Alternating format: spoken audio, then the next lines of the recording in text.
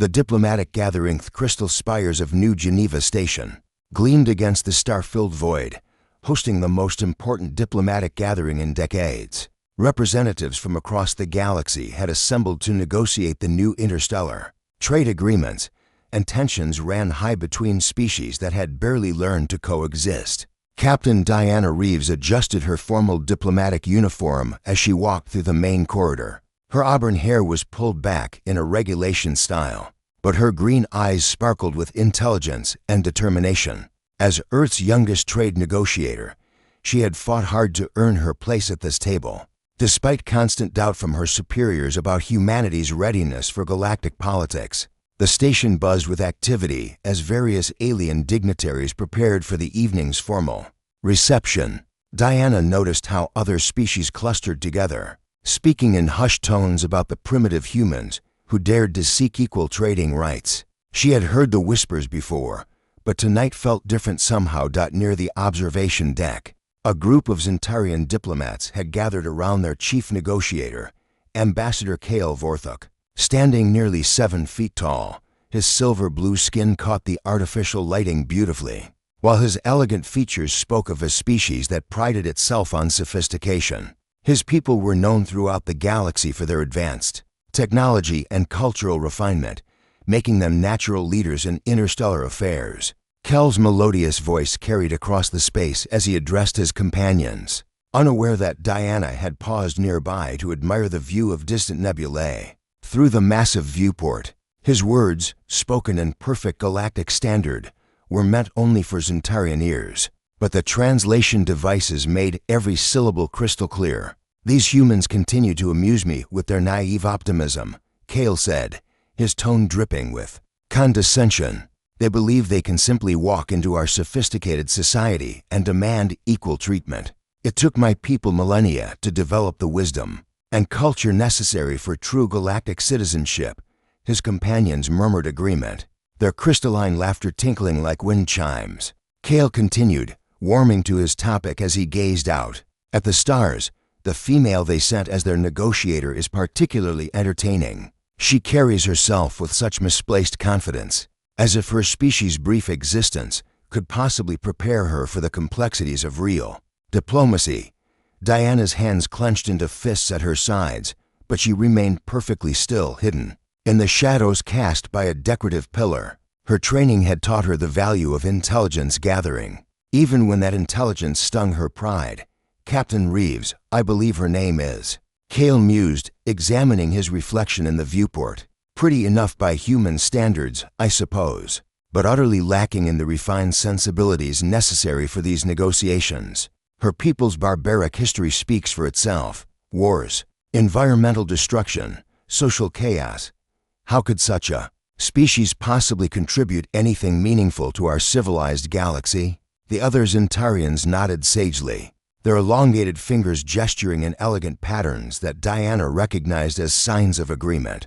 In their culture, she had studied their customs extensively, preparing for months to understand every nuance of alien diplomacy. "Mark my words," Kale declared with absolute certainty, "within a week, she will prove exactly how unprepared her species truly is. Humans are ruled by emotion rather than logic, passion rather than wisdom. She will make some spectacular error that will demonstrate once and for all why Earth deserves only observer status in galactic affairs." Diana had heard enough.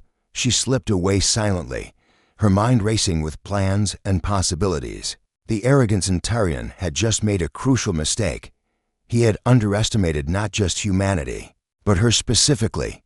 As she walked toward her quarters, a smile played at the corners of her mouth. Tomorrow's negotiations would be very interesting indeed. The negotiation begins. The Grand Council chamber hummed with tension, as delegates from 12 different species took their assigned positions. Around the massive circular table, holographic displays showed complex trade routes, resource allocation charts, and economic projections that would affect billions of lives across the galaxy. Diana entered the chamber with quiet confidence, her diplomatic briefcase containing months of preparation and strategies her team had developed. She nodded politely to various delegates, noting how several seemed surprised by her composed demeanor. Clearly, Word had spread about humanity's supposed inexperience in galactic affairs. Ambassador Kale Vorthik arrived with typical Zentarian pageantry, his elaborate robes flowing behind him as his entourage followed in perfect formation. His silver-blue skin seemed to shimmer under the chamber's lighting, and his violet eyes surveyed the room with the confidence of someone accustomed to being the most important person present. When his gaze met Diana's, she offered a professional smile and a slight bow of acknowledgement. Kel's expression remained neutral, but she caught the hint of condescension in his return nod. He had no idea that she had overheard his conversation the previous evening. Council President Mora, a wise Andorian with centuries of diplomatic experience, called the session to order. Her ancient voice carried the weight of authority as she outlined the day's agenda. The primary discussion would focus on mining rights in the newly discovered Kepler sector, where rare crystalline formations had the potential to revolutionize interstellar technology.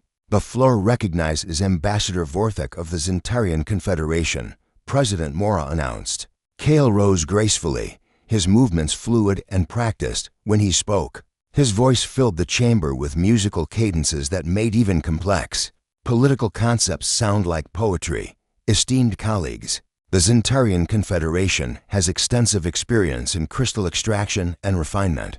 Our people have developed sustainable methods that preserve stellar environments while maximizing yield efficiency. He activated a holographic presentation that was undeniably impressive. Three-dimensional models showed Zentarian mining operations that looked more like works of art than industrial facilities. The technology was clearly advanced, and several delegates murmured appreciation. We propose taking primary responsibility for Kepler sector development, Kale continued smoothly. Naturally, all member species would receive appropriate compensation based on their contributions to galactic civilization.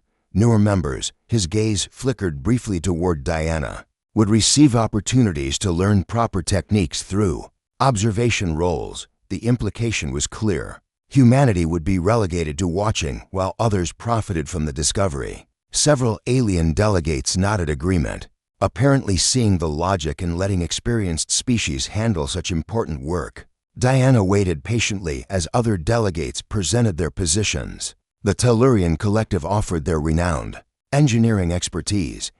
The Assyrian Empire emphasized their vast shipping networks. Each presentation was professional and well-prepared, but all seemed to accept the basic premise that newer species should have limited roles. Finally, President Mora's ancient eyes turned to Diana. The floor recognizes Captain Reeves of the Terran Federation.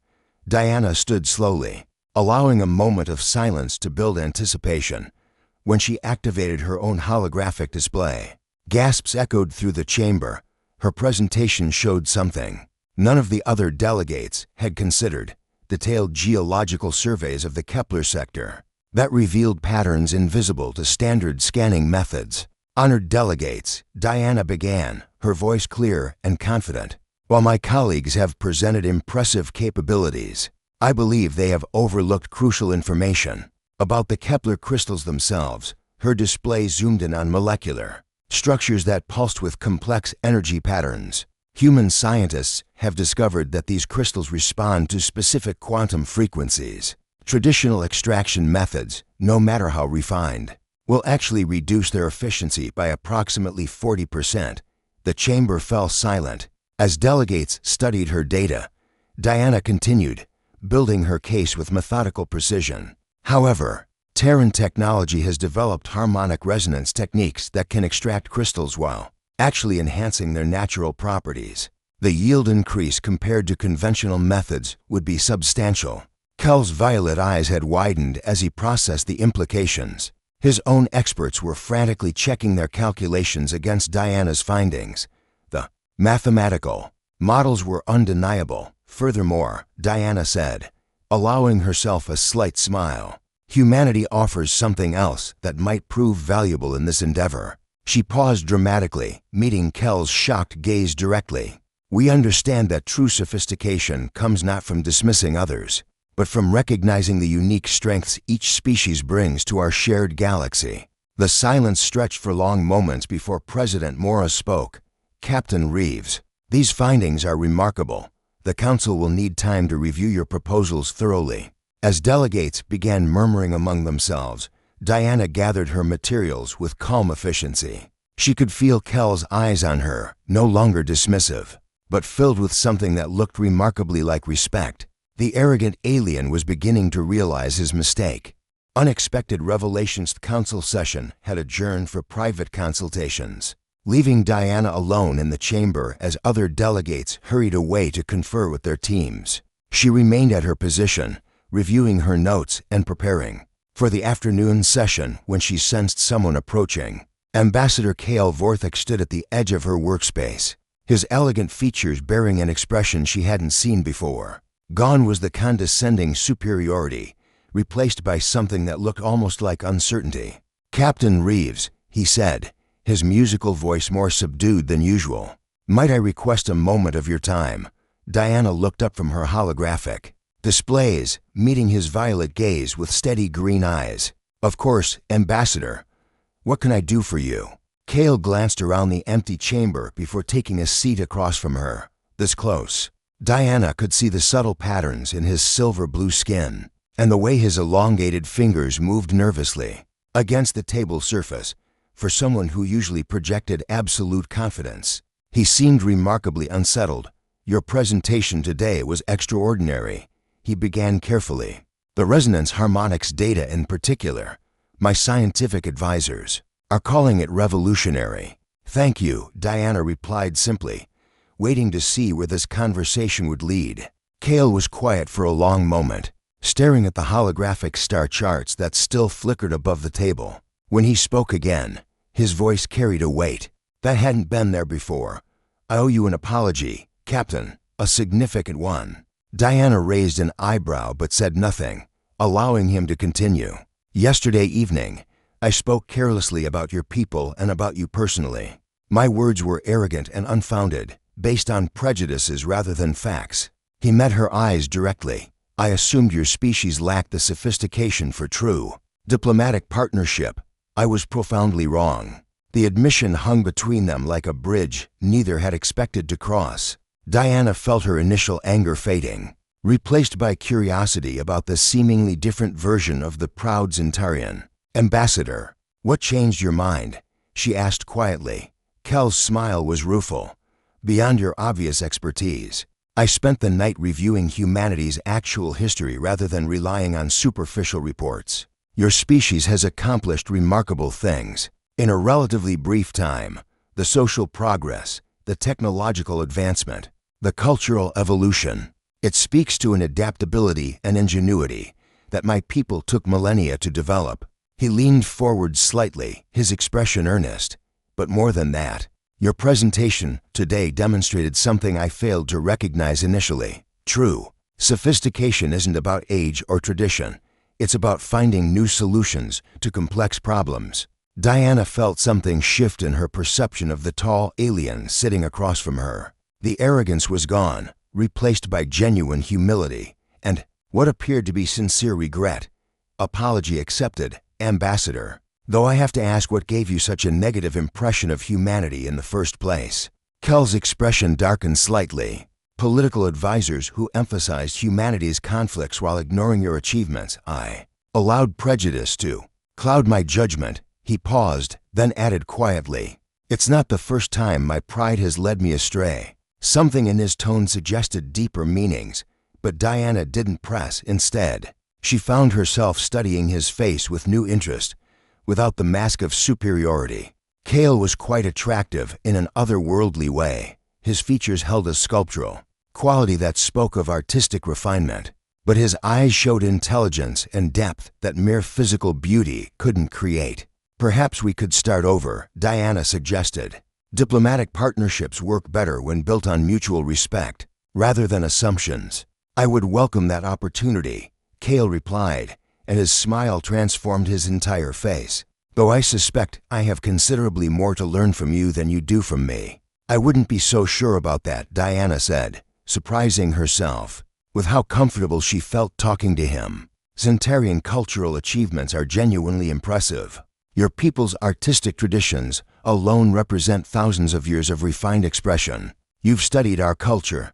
Kale seemed genuinely surprised. Extensively. I believe in understanding the people I'm negotiating with. Diana activated a small display showing Zentarian historical timelines, your architectural evolution through the Second Renaissance was particularly fascinating. Kel's violet eyes widened as he saw the depth of her research. This level of preparation is extraordinary. You understand our cultural context better than many of our own junior diplomats.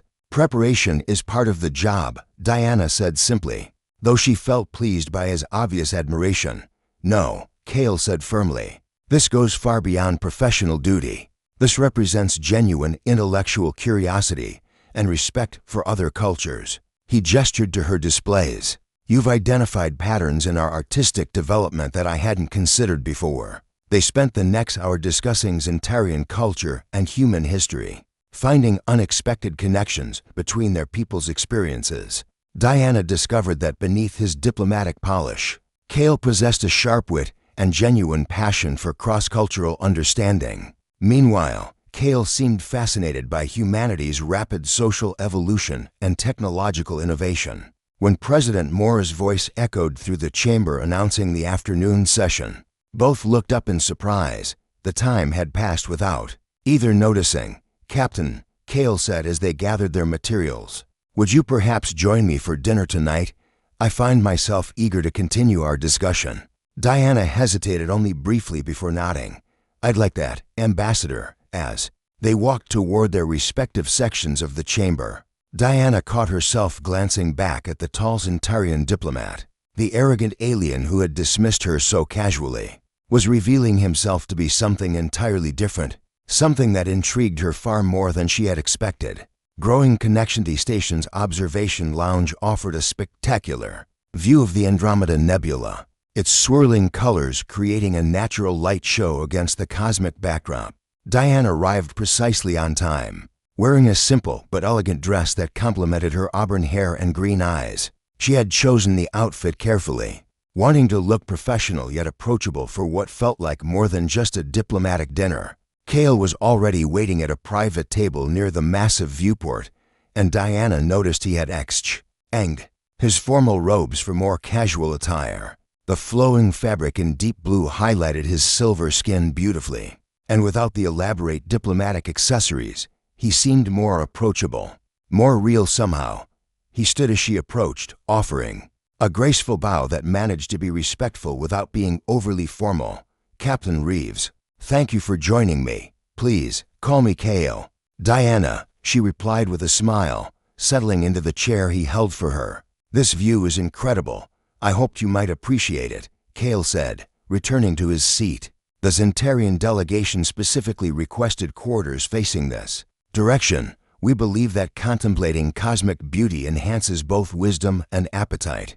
Diana laughed, a sound that seemed to delight Kale judging by his expression. Is that a cultural belief or personal preference? Perhaps both, he admitted with a self-deprecating smile. Though I'm beginning to suspect that many of my people's ancient wisdom sayings were invented by particularly poetic ambassadors trying to impress alien dignitaries.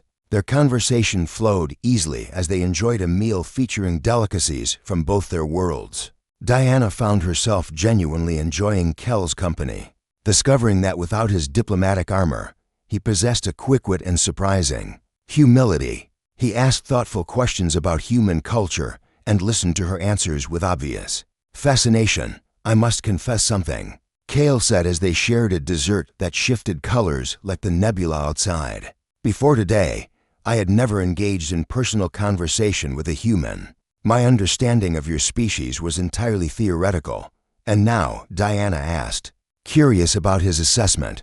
Kale was quiet for a moment, his violet eyes studying her face with an intensity that made her heart beat faster. Now I realize how foolish theoretical knowledge can be.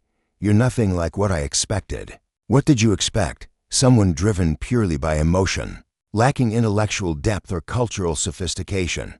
He shook his head ruefully. Instead, I find myself talking with one of the most fascinating individuals I've encountered in decades of diplomatic service. The compliment sent warmth through Diana's chest, but she maintained her composure. Flattery, Ambassador, honesty. he corrected. Gently, your presentation today demonstrated remarkable scientific insight. But this conversation has revealed something equally important. You possess genuine curiosity about other cultures, a quality I value highly.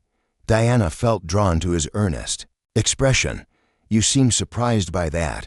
Many diplomats, even experienced ones, approach other cultures as problems to solve rather than treasures to discover. Cale leaned forward slightly. You're different. You ask questions not to gain advantage, but to understand.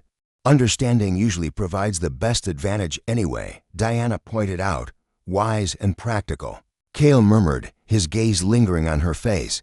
A compelling combination. The atmosphere between them had shifted subtly, becoming charged with something that had nothing to do with diplomatic negotiations. Diana found herself acutely aware of Cale's presence, the way his elegant hands moved when he spoke, the musical quality of his voice, the intelligence that sparkled in his unusual eyes. Tell me about yourself, she said, partly to break the growing tension and partly from genuine curiosity.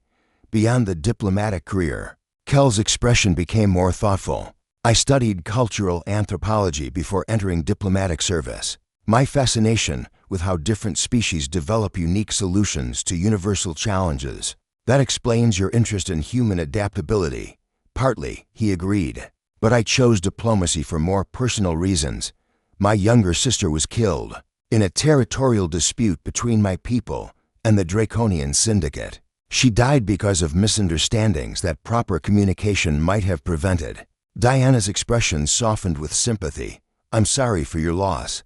Thank you, her death taught me that the cost of failed diplomacy is always measured in lives. His voice carried old pain, but also determination. I became a diplomat to prevent such tragedies. That's a noble calling, Diana said quietly. And you? What drew you to interstellar service?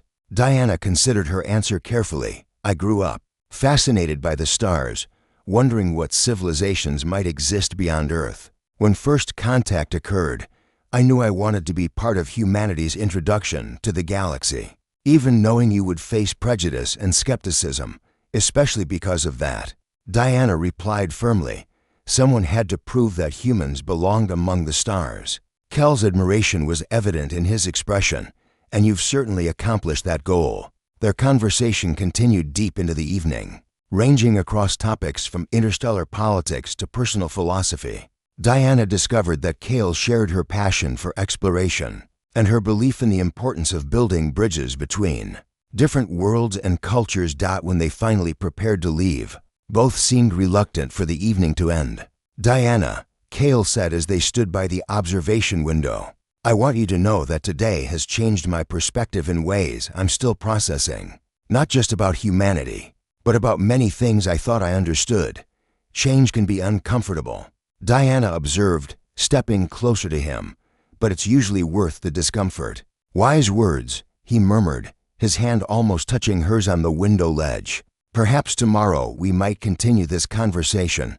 I'd like that very much, Diana replied. Meeting his gaze directly. As they parted ways at the lift, Diana felt a connection forming that transcended diplomatic necessity. The arrogant alien who had dismissed her so carelessly was becoming someone she genuinely cared about, and judging by the way Cale looked at her, the feeling was mutual.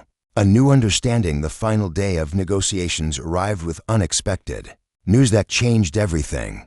Diana received an urgent message during her morning briefing that made her heart race with concern, rather than anticipation. A Draconian Syndicate fleet had been detected approaching the system, their intentions unclear, but their presence threatening enough to put the entire station on high alert.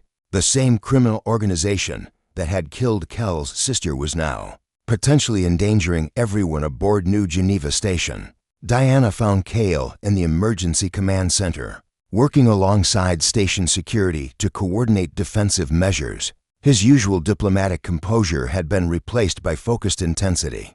As he analyzed tactical displays and communication intercepts, the Draconians are jamming long-range communications, he reported to the assembled delegates. Standard protocols suggest we have approximately 6 hours before they arrive. What do they want? Asked President Mora, her ancient features grave with concern. Unknown, Kale replied. But their fleet composition suggests either a major raid or an attempt to disrupt these negotiations. Diana studied the tactical readouts, her mind racing through possibilities. The Kepler sector negotiations had been widely publicized throughout the galaxy. If the Draconians wanted to prevent a successful agreement, attacking the conference would certainly accomplish that goal. There might be another option, Diana said quietly. Drawing attention from the assembled leaders, she moved to the main display, highlighting the approaching fleet's trajectory. Their course suggests they're not aware of our early warning systems. They expect to achieve complete surprise. Your point, President Mora asked. What if we give them what they expect, but on our terms? Diana activated a tactical simulation.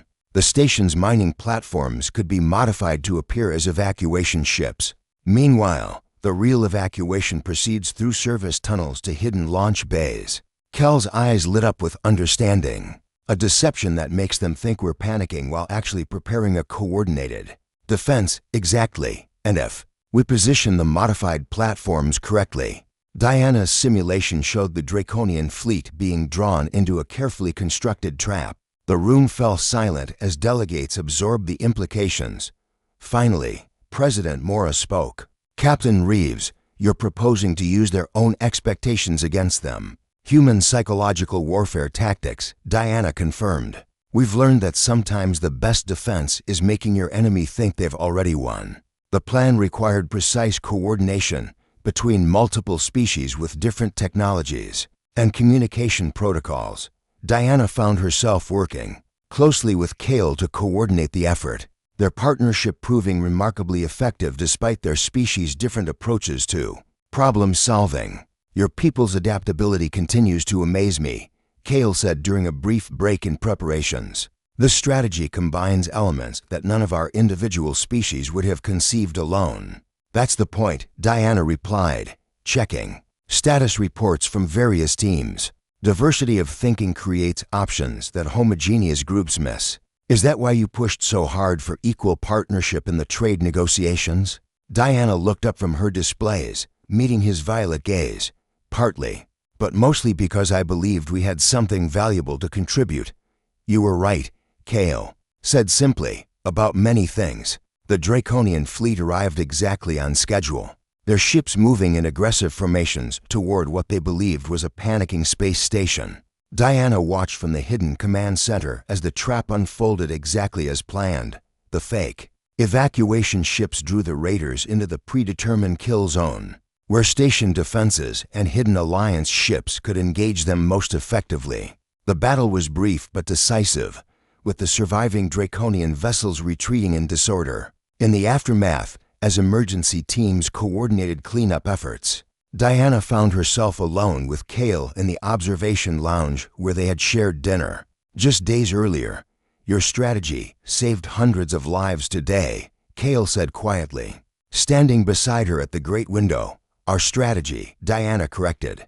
Your cultural insights about Draconian psychology were crucial to making it work. Perhaps that's the real lesson here, Kale mused. Not that any one species is superior, but that we accomplish more together than apart. Diana turned to face him, suddenly aware of how much had changed between them in just a few days. Is that your professional assessment, Ambassador? No, Kale replied, stepping closer. That's my personal conclusion. The space between them seemed charged with possibilities as they looked into each other's eyes. Diana could see her own feelings reflected in Kel's expression. The professional respect that had grown into something deeper and more personal. Diana, he said softly, I need you to know that you've changed everything for me. Not just my opinion of humanity, but my understanding of what's possible between different worlds. You've changed things for me too, Diana admitted. I never expected to find someone who could challenge my thinking while making me feel so understood. When Kale reached for her hand, Diana didn't hesitate. The contact sent warmth racing through her as their fingers intertwined, a perfect symbol of two different species finding common ground. The negotiations will conclude tomorrow, Kale said, but I hope this is just the beginning for us. So do I, Diana replied. stepping closer until she could feel the warmth radiating from his silver blue skin. When their lips met, it felt like the most natural thing in the galaxy, a bridge between worlds that transcended species boundaries and diplomatic protocols. In that moment, Diana knew that the arrogant alien who had once dismissed her had become something precious, a partner who saw her true worth and loved her for exactly who she was. The stars outside bore witness to a new kind of alliance, one built not on treaties or trade agreements, but on mutual respect, understanding, and love that proved the galaxy was smaller and more connected than anyone had imagined. As they held each other against the backdrop of infinite space, both knew they had discovered something rarer than any crystal in the Kepler sector, a love that could unite different worlds and create possibilities neither had dreamed possible alone.